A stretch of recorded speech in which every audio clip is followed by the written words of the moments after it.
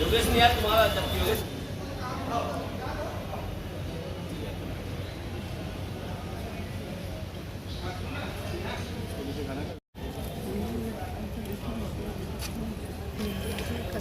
हाजिर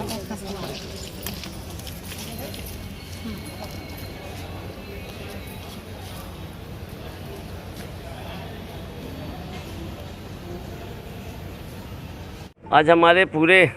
जिला भाजपा पिछड़ों मोर्चा के सब पदाधिकारी मंडल के अध्यक्ष सहित आज जिला प्रशासन से इस मांग करने आए कि अभी चूँकि